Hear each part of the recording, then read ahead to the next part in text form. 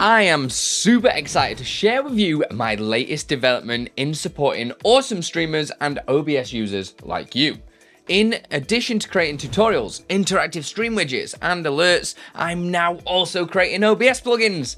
I am thrilled to introduce my first OBS plugin, Scene as Transition. In this video, I'm going to give you a rundown on what the plugin does and its capabilities. Then I'll show you how it works, and towards the end, I'll show you how you can take full advantage of this amazing plugin. Scene as Transition does exactly what it says on the tin.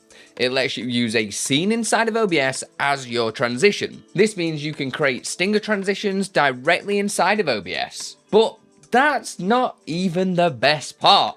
You can make them dynamic by changing the sources depending on which scene you are transitioning from or to.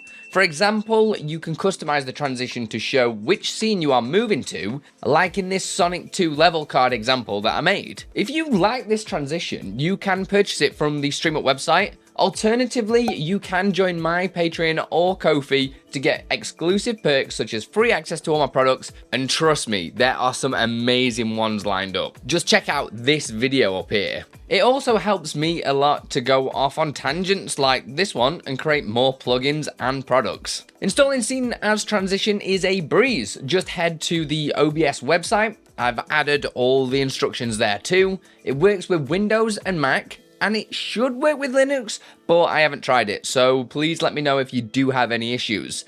Click on download in the top right and select your platform. I recommend the installer, but if you choose the manual install files, simply copy the data and OBS plugins folders to your root of your OBS-Studio folder. Just a heads up, the installer may flag as a virus as I'm not a signed developer yet. Hopefully, we can change that soon.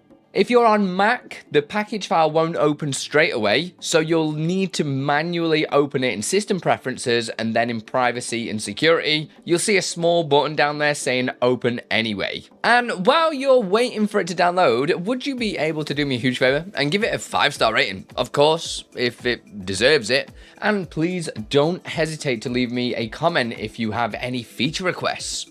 I'm all ears. So now we can jump on into OBS and start tinkering with it. So I'm going to create a really basic kind of transition just to show you how the plugin works, and then I'm going to show you some more advanced stuff a little bit later on.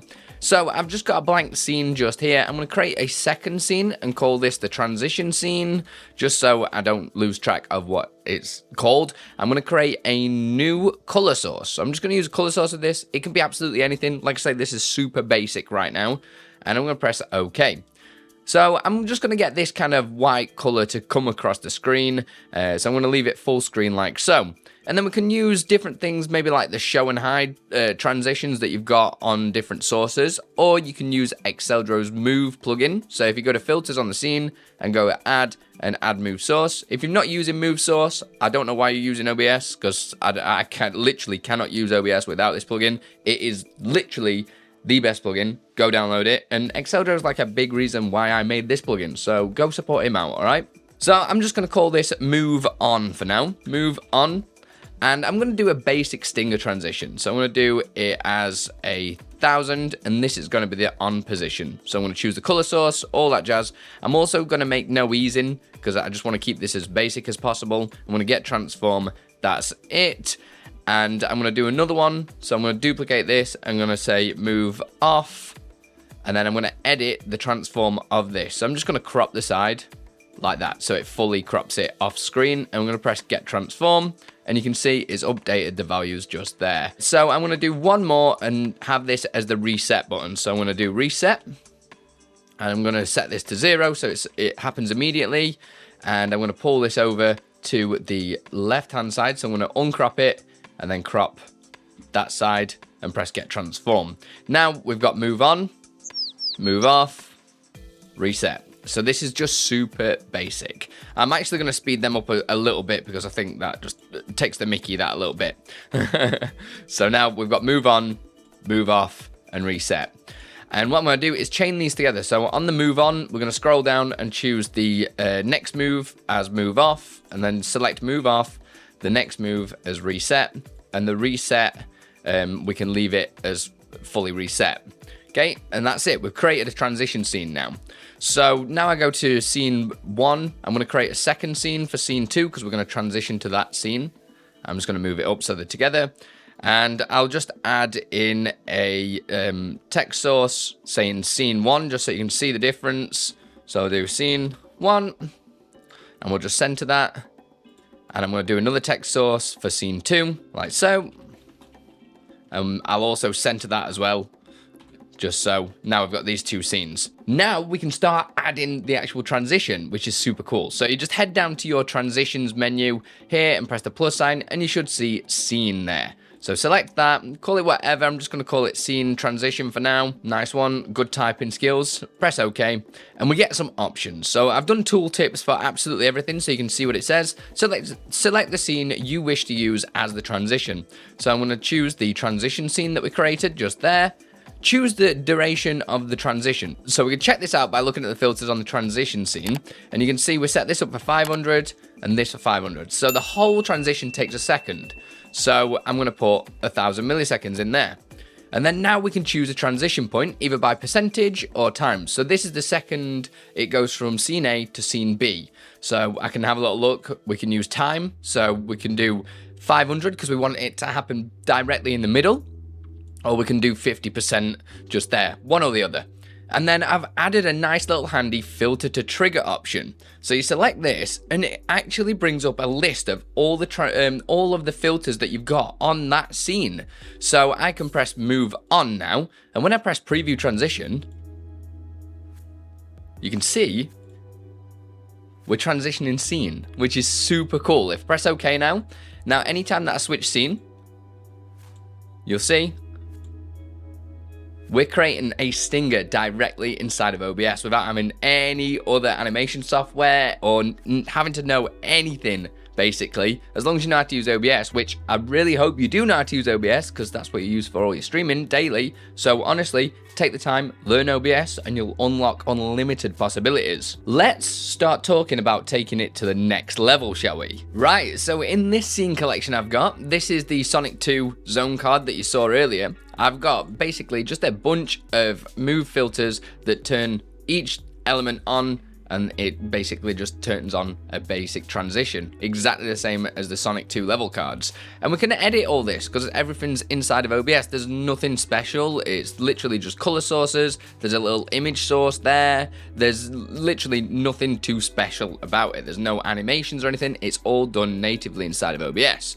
So I can call this, like, I don't know, Emerald Hill, like so, and it'll say the Emerald Hill text. So now I can set that up as a scene transition. So I'll go down to the plus sign and we add the scene as we did before. Press OK. And the scene selection, we're going to choose the stream up transitions that I've got there. And I know this is quite a long one. So if you see all the filters here, this is like 400, this 500. And all this, so it actually works out to be about 5,500 milliseconds, so 5.5 seconds. I want it to switch in the middle, and the filter I want it to trigger is the blue background on, because I know that does the cascade effect, and if I preview it, you'll see it appears like that, and it's actually doing it to the scene in the background as well. And press OK, that is all set up. And you're like, yeah, you've kind of just explained that anyway when you were doing your scene transition with just the normal stinger, but I'm just showing you the advanced aspects of this. So changing scene like so, it still says Emerald Hill Zone 2. It's like, cool, you could use that as a video file, but watch this. If I open a piece of software like Streamer.bot, for instance, or Sammy, I'm going to use Streamer.bot for this example, created a little template of exactly how it works, and we can actually tell it to change the level text to whatever scene that we're moving to. So I've done a bit of shenanigans inside of Streamer.bot, and I've also set it up on the Stream Apps section. Select this, and you can see I've got the event for scene transition started. So basically whenever I change scene with this scene transition, it's automatically going to update the sources. So watch what happens when I go to just chatting scene. It's just changed color to green. I've done no editing or anything there. It says just chatting, and I'll go back to scene name here. Scene name here, still green, but we can actually start editing it even more. So if I go into this action that I've created here, and you can totally do this, all you need to do is do some OBS raw to get the current scene. So you can see that I've got the text GDI here, set the current scene so it changes the text in the background, but I can also change some other text. So you saw there's some other text sources on there, like the zone, for instance. So I can go to OBS, change text, set GDI text, and I can choose the Sonic 2 zone card, and I can do the zone number. So change the zone number to zone 1, and that is going to be in there as well. And I've got an if statement to say if it's just chatting at the bottom, to change it to zone 2. So I'm going to copy this, paste it there. I want to put this and change it to zone 2. So now if it's on just chatting, it should be zone 2. Anything else, it'll be zone 1. So just chatting, zone 2, just chatting. And I'll change to scene name here.